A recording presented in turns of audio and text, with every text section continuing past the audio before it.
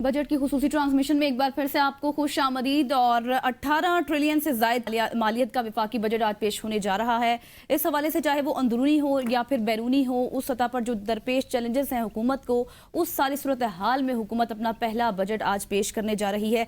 दिफा के लिए 2100 अरब हैं, कर्जों पर सूद की अदायगियों में 9700 अरब हैं, तरक्याती मनसूबों के लिए 1500 और GDP ग्रोथ जो है वो 3.6% है। पैनल हमारे साथ मौजूद है। वक्त ज़ाया किए बगैर हमारे साथ मौजूद है स्काइप पर डॉक्टर नदीमुल हक साहब, VC पाइड हैं। Thank you for joining us. Time ज़ाया किए बगैर आपसे सवाल ये करेंगे, सबसे पहले तो ये कि बजट के हवाले से आपकी क्या थॉट्स हैं। बहुत डिस्कशन हुई, बहुत डिबेट हुई इस सारी सूरत हाल पर, और दूसरा ये कि पाकिस्तान की इकनॉमिक को जो सूरत हाल है उसको बहुत से चैलेंजेस का सामना है, कैसे काउंटर होगा सब कुछ, सॉल्यूशंस क्या हैं? पहले तो बता दूं, हमने बहुत सारी किताबें इस पे लिखी हुई हैं और रोज लिखते हैं और रोज प्रेस कॉन्फ्रेंसेस भी करते हैं। अनफॉर्चुनेटली ना मीडिया पढ़ता है ना हमारे कुरान पढ़ते हैं और भागते हैं गोरों की तरफ। फॉरेन कंसल्टेंट लग रहे हैं, स्टेफन डर्कन, मैकिंजी वगैरह। अब मैं क्या कहूँ, बजट वो मुल्क तरक्की करते हैं जहां बजट नजर नहीं आता। आप खुद देख लें, जितना हम शोर बजट मचाते हैं, बाकी मुल्कों में बजट आता जाता पता ही नहीं चलता, खत्म हो जाती बात। बजट पे इसलिए शोर मचाते हैं क्योंकि हमारी हुकूमत जो है वो एक, क्या कहते हैं, एक हरारत में है काम बजट बनाने के लिए। और बजट में एक चीज वो करते हैं, बार बार के टैक्स लगा दें। अखराजात तो वैसे अभी टीवी पे आ रहा था कि सेक्रेटरीट के सरकारी नौकर खड़े हैं कि हमारी तनख्वाहें बढ़ाएं। सरकारी नौकर जिनको घर भी मुफ्त, बिजली भी मुफ्त मिली होती है, जिनको गाड़ी भी मिली होती है, तनख्वाह बढ़ाना चाहते हैं। तो ये तो मुझे बात नहीं। नंबर एक।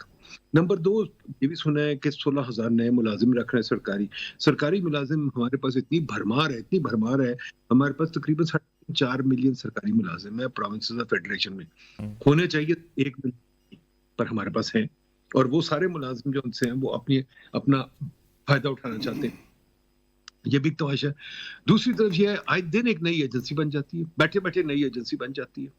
आपको इतनी एजेंसी, फॉर एग्जांपल खान साहब ने बनाई थी नया पाकिस्तान हाउसिंग अथॉरिटी, खत्म हो गया काम। वो 5 बनी हुई हैं, बैठी हुई हैं अभी तक। BOI 5 बनी है, इन्वेस्टमेंट कोई नहीं आती, पर BI बिना इन्वेस्टमेंट घर में होती है। तो BIO को खत्म करें। एक्सपोर्ट TDAP बनाया हुआ है, एक्सपोर्ट नहीं होती, खत्म कर दें आप। 300 यूनिवर्सिटी बनाई है, प्रोफेसर कोई नहीं है। बाकी पार्लियामेंटेरियन दे देते हैं PSTP के, वो जैसे मर्जी खर्चे, जैसे उनके घर के पैसे हैं। भाई पार्लियामेंटेरियन को पैसे नहीं खर्चने चाहिए, नहीं खर्चने चाहिए, 1000 बारी कह चुके हैं।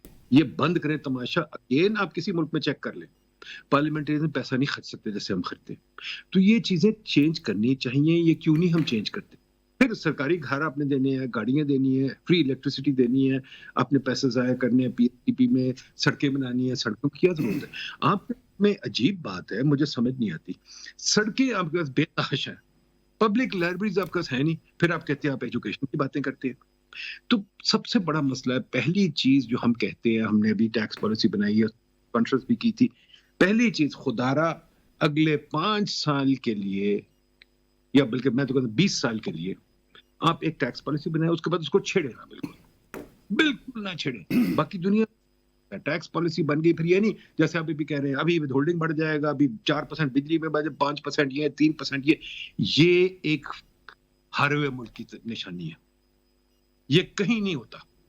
टैक्स लगाने का हुकूमत ये नहीं है कि वो हर 2-3 दिन के बाद नया टैक्स लगाए। एक टैक्स पॉलिसी होती है जो कभी चेंज नहीं करती, और सोच समझ के बनती है, रिसर्च बनती है, कॉम्पिटेंस से बनती है। हमने बनाई हुई, पर कौन सुनेगा ये बात? ना मीडिया सुनता है, ना आपके हुक्मरान सुनते। तो क्या डॉक्टर साहब ये बताएं कि आप भी बात कर रहे हैं, बिल्कुल ठीक कर रहे हैं, लेकिन हमारी हुकूमतें तो अगले 2 साल से आगे सोचती नहीं है। अभी जिन चीज़ों की आप तमाम खराबियों, और इसमें कोई शक नहीं है कि तमाम खराबियाँ यही हैं मीशत की, लेकिन हमारी हुकूमतें जो सियासी जमातों पर मबनी होती हैं, उनकी सारी की सारी सियासत ही इन्हीं मामलात के साथ जुड़ी हुई है कि जब तक वो आवाम को बताएंगे नहीं कि चाहे कुछ करें या ना करें, उन्हें दिखाना ये है कि हम बहुत मेहनत कर रहे हैं, बहुत मसरूफ़ हैं, बहुत कुछ आपके लिए जान जोखों में डालकर जो है कि आपकी ज़िंदगी को बेहतर करने की कोशिश कर रहे हैं, तो वो तो इलेक्शन में नहीं जा सकते। तो ये सारी चीज़ से कैसे जान छुड़ाएंगे हम? ये हमने लिखा था इलेक्शन से पहले थे इनके लिए कि ये खुदारा हम आपको लिख के देते थे, आप इसमें से चीजें उठा लें। हम आपसे मीडिया से भी इल्तिजा करते हैं, इन चीजों को लेके उठाएं और पॉलिटिशियन जब आपके पास आते हैं उनसे पूछें। ये बात बिल्कुल गलत है कि हमने इतनी ढील दी हुई है पॉलिटिशियन को, जो मर्जी कर, हर चीज सियासी हो जाती है। भाई अगर सियासी होती है तो फिर आप खत्म हो गए। हर चीज नहीं हो सकती, ना होनी चाहिए। हर चीज सियासी नहीं हो सकती। अगर आपने हर चीज सियासी बनाई हो तो खुदा हाफिज कह दें। अमेरिका बरतानिया में इलेक्शन होती है, उसके बाद सियासत खत्म हो जाती है। अगर हमने डे टू डे सियासत करनी है फिर मुल्क खत्म हो गया। कॉन्स्टिट्यूशन होती इसीलिए है कि एक दफा इलेक्शन कर लें, उसके बाद सियासत मोड से निकल जाए। अगर आपने हर चीज को ऑन अ डेली बेसिस सियासत बनाना है तो फिर कसूर आप लोगों का, हम लोगों का है, हमारी कौम का है। फिर हमें खमाजा भुगतना है। फिर IMF के पास जब जाते हैं, मैं 30 साल IMF के साथ काम करता रहा हूं, IMF बिल्कुल ठीक कहता है, भाई पैसे दो, कर्जा लिया पैसे दो, आप माफ कोई नहीं होगा कर्जा। और मैं आपको बता रहा हूँ, ये डिफॉल्ट शिफॉल्ट की बातें भूल जाए, रीस्ट्रक्चरिंग की बातें भूल जाए, रीप्रोफाइलिंग की बातें भूल जाए। ये आपको कर्जा वापस करना है, चाहे आप करें, चाहे आपके बच्चे करें, चाहे आपके पोते करें, आपको करना है ये पैसा वापस। आप कमर बांध लें, सोच लें रिस्पॉन्सिबल बंदों की तरह, हमें ये पैसा वापस करना है। सियासत छोड़ दें। सियासत अगर आपने करनी है तो लोग आपका क्यों कर्जा उठाएं? आप सियासत करें फिर घर बैठ के, और करें। सियासत खत्म हो जानी चाहिए। हम तो कहते हैं बिजली, एजुकेशन, रेलवे, सब चीजों में सियासत खत्म करें, मिनिस्ट्री में खत्म करें। ये काम मिनिस्ट्रों के नहीं है, ये काम है डिसेंट्रलाइजेशन के जो एक्सपर्ट्स हैं वो चीजें चलाएं। अगर आपने सियासत खेलनी है तो सिर्फ फिर खुदा के वास्ते मेरी कौम से दावत है कि आप सियासत एंजॉय करें, रोज शाम को टीवी प्रोग्राम एंजॉय करें, पर फिर उसके पैसे दें। फिर टैक्स बहुत कम है आपका, फिर टैक्स होना चाहिए 50% इनकम्स पे, 60% कंजम्पशन पे। बिजली आपकी 200 रुपए होनी चाहिए, एक्सचेंज रेट आपकी 1000 होनी चाहिए। आप खुदारा अगर अपने आप को ठीक नहीं कर सकते तो प्राइसेस ऊपर जानी है, फिर क्या रोना, फिर क्या रिलीफ, मुझे समझ ही नहीं आती फिर बात।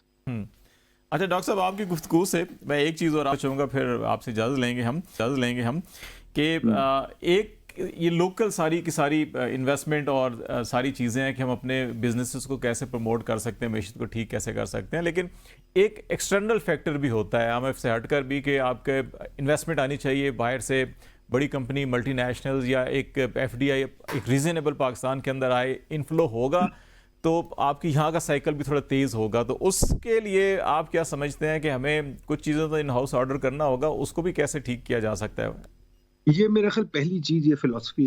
मैंने बहुत इकोनॉमिक्स दुनिया में पढ़ी है, 40 साल हो गए इकोनॉमिक्स पढ़ते पढ़ते, बहुत किताबें पढ़ी हैं, आपको रेफरेंसेस देता हूँ। हमारी सारी सोच ही गलत है। ये जो सोच हमारी पॉपुलर मिथोलॉजी में आ गई ना, एंकर सारे कहते हैं FDI, ओ भाई FDI हमें नहीं चाहिए। अगर आप FDI के बस डॉक्टर साहब, ये हम नहीं कहते, ये हमें हमारी पूरी की पूरी टीम यही कहती है, और वो हमें 2 साल से 1 साल से कह रहे हैं SIFC हमने बना दी, बस अभी देखें यहाँ पे रेल पेल शुरू हो जाएगी। सर जी हमें भी दिखा देना है ना।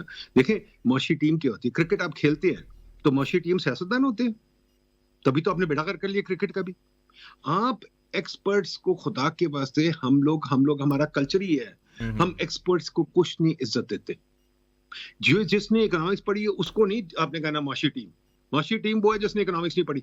मौशी टीम बैंकर है, मौशी टीम पॉलिटिशियन है, मौशी टीम वो गोरे हैं जो यहाँ पैसे लेके आते हैं और ऊपर बैठ जाते हैं सिर के। मौशी टीम वो है जो भीख मांगने जाती। यार ये मौशी टीम नहीं है। मौशी कुछ असूल है, दुनिया में तय हो चुके हैं, दुनिया उस पे चीन वगैरह चल चुके हैं।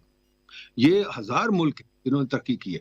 मुल्क तरक्की करता है अपनी इन्वेस्टमेंट से, आप भी तरक्की करते हैं अपनी मेहनत से, करते हैं या बाप की मेहनत से। हमने खुद बढ़ना है। फॉरेन इन्वेस्टमेंट वहां आती है जहां लोकल इन्वेस्टमेंट हो।